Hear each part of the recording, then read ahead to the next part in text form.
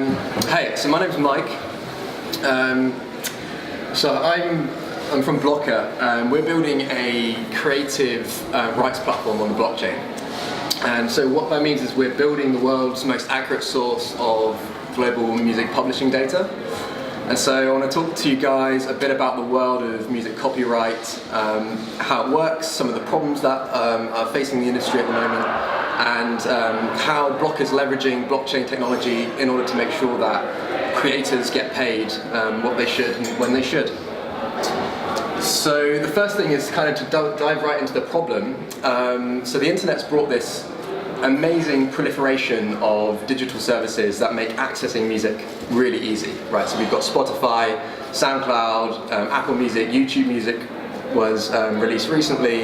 It's never been as easy as it is today. You know, for $9.99 a month, you can access an unlimited amount of music, and that was the going price for a newly released album, sort of back in 2008 or so. And so that's been great for consumers, and it's in a way it's been great for creators and musicians too, in that it's allowed them to kind of find an audience and find a following. But there's this really big problem in the industry, and that it's really hard to get paid for your music. And this isn't something that we necessarily notice or realize as listeners of music, but musicians feel this acutely, and it can take sort of up to 4 years for songwriters to get paid for a use for their music. So the reason for this is that the value flow back from the consumer to the creator is a really opaque and inefficient system. And the royalties, they flow through this complex web of intermediaries, and so it just takes a long, long time. And so this is the problem that at Blokur we're trying to solve. Some symptoms of the problem are that music companies spend 15% of revenue on rights and royalty processes, or that buyers and sellers of film content spend $5.6 billion a year managing rights and licensing transactions. And so this is Blokur's mission, is to fix this problem and complete the potential of the internet for the creator. And it's an important problem to solve now, because we're seeing this rapid growth in the amount of music use around the world. And this is a system it didn't grow up in the internet age, right? Music copyright has been around for a long time. Music has been around for a long time. And so these systems have had to adapt to the digital world, and they just haven't kept pace. And so the structure of the industry isn't able to deal with use cases like 10 million creators being listened to on SoundCloud every month, or 35 hours of video content uploaded to digital platforms every minute. And so we need to find a solution to solve this problem soon. Okay, now this is the fun bit. Let's dive right into the problem. The core of the problem is that music copyright is really complicated. So I work as a software engineer at Blokur, and this is kind of our bread and butter, and it's diving into this data and making sense of it. And the first thing to note is, like, music is this inherently collaborative process, right? So music is almost always going to be co-owned by multiple parties. And that means that, for example, this is one song, this is Uptown Funk by Mark Ronson with Bruno Mars. And there are 11 writers involved in this one song. So that means that 11 writers, 11 individuals have a different ownership stake in this song. And every time the music is played, these guys need to be paid. And more than that, each writer is working with one or more publishers. They've all got a different deal with these publishers, and each of these publishers are working with other publishers in a chain. Each of the publishers occupy a slightly different role in the ecosystem. And so it gets complicated quickly when you have this many entities and a rights, copyright structure that is complex. And the other part, which is something that as music listeners we don't necessarily know and aren't necessarily aware of, is that there are multiple types of copyright, and it is usually tied to different types of usage for the music. So, for example, if you're playing at a gig, or your music's played on the radio, or you're selling a CD. These are playing even in your Zumba class. You have a license for that. All of these are different types of usage, and they're all tied to slightly different types of copyright, which have their own different kinds of structures. And then another layer of complexity is that this changes from one territory to the next, right? Because different countries have different laws, they have different rules. Deals are signed differently, potentially in different territories, and so you end up with this insanely complicated copyright structure, and we're talking about one song. And so when we're talking about an industry which is has as much music as we have today, which is great, managing complexity of data per song like this is very hard. And here's another part of the problem. You have each of these entities only cares about the bit of data that they have signed a contract for, right? They only care about their ownership stake. And they don't want to maintain and look after all the other data. They care about the bit of data that is important to them. And so what happens is this very complex copyright structure for a song ends up becoming fragmented, and it's siloed with each of the individuals and each of the entities in the industry. And then with an increase in number of entities, you also have complexity in the communication pathways between all of these entities.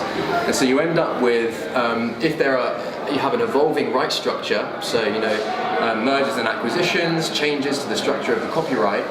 This takes time to propagate throughout the system. And so you end up with all these different entities whose data may be slightly conflicting with one another. And so the way we like to think about this at Blokur is each of these entities is a piece of a big and complicated jigsaw puzzle, which forms the full and complete copyright for a song. And in the current world, it's like we've just taken all the pieces of the puzzle and thrown them on the ground. And when there's this kind of complexity, this is when billions of dollars end up going missing, when every time a single piece of music is played, all these different entities need to get paid according to these very complex copyright structures.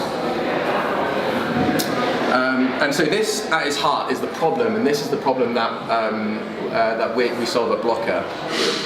So what we do is we take copyright data from all these different entities in the industry, and we're working with entities that represent about 70% of the industry right now. And we take all these different pieces of the jigsaw puzzle, and we have technology which stitches it all back together and produces this composite and complete picture of copyright for a song. And this output, this full copyright picture, we call state, or it's the truth, it's the full copyright structure of the song, and it's organically updating. So we receive new information and it gets updated, a claim is made, the information's updated, and so it's dynamic and evolving.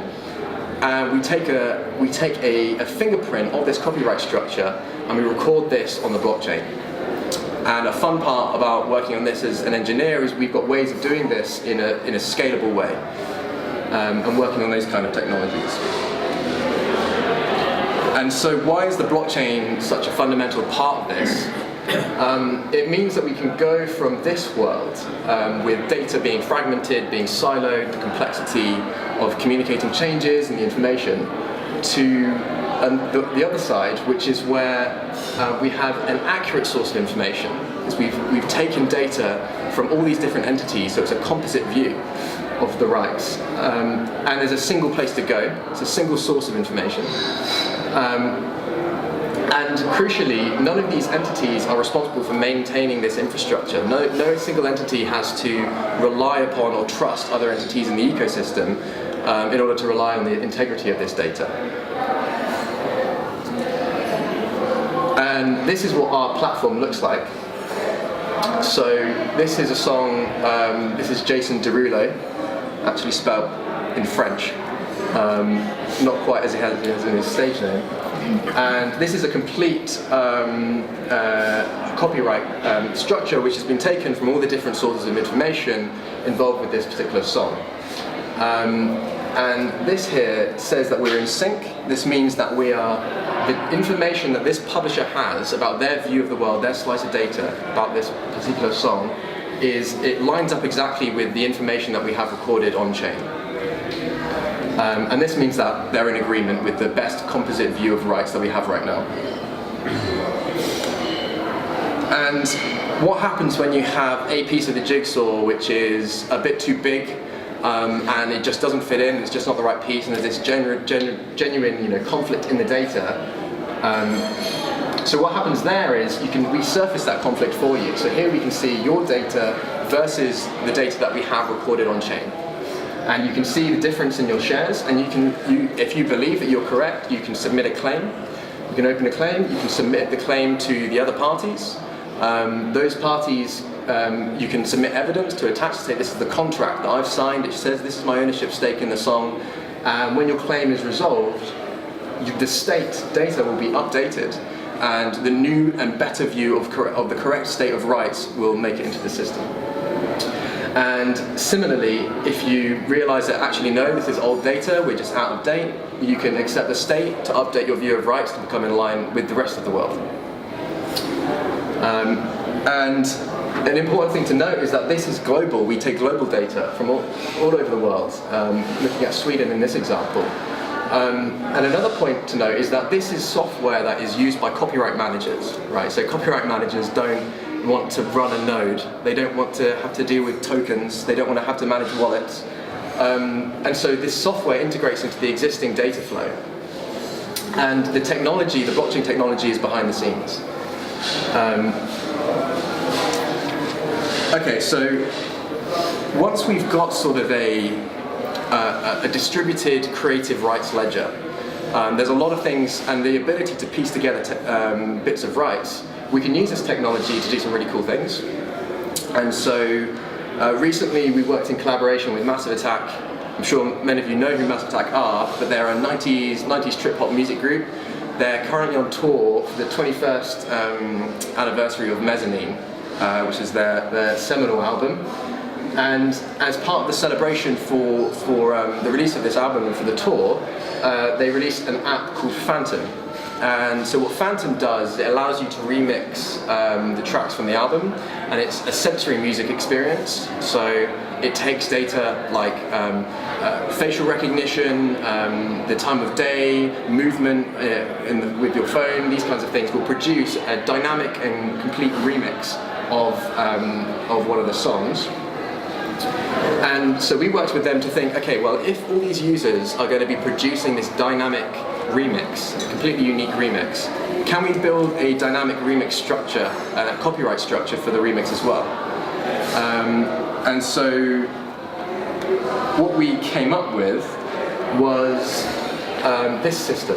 So the app takes in stems. The first thing is that's the guitar line, the drums, the vocals, and each of those stems are associated with a specific writer or performer, or multiple, and they each have their own copyright structures and their own deals and their own percentage of stake in the song.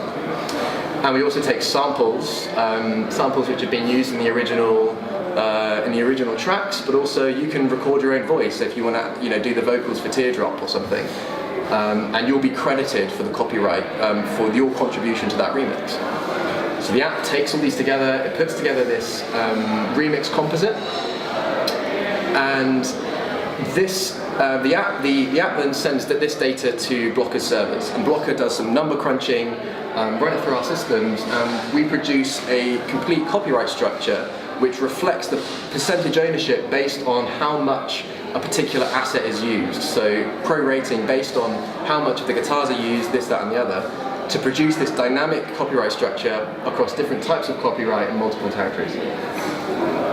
And we then take a fingerprint of this structure and we record that on the blockchain, which means that at any point, if this remix is played and it becomes popular, we have a copyright structure which will ensure that the correct people get paid for this information. And sort of the final piece here is that so building this distributed creative rights ledger is kind of the first piece, and there's a lot that you can do on top of once you have this information. There's a lot you can do with it, and we kind of think about it as a three-tier stack where you've got the distributed rights on the bottom, you've got rules, and you have payments. And so you can start to do things like music users can start to identify the owners of music. And as an artist and musician, I can publish my works, and I can say my music can be used in these cases. You can publish licensing laws, rules, and all these types of things, and encode use policies. And you can automatically transfer usage rights from one party to another using smart contracts, which will execute these functions based on the correct receipt of the correct compensation. And similarly, royalties and fees can be delivered instantly and transparently using this decentralized computational infrastructure. So that's sort of a whirlwind tour of what Blokur is and how Blokur works.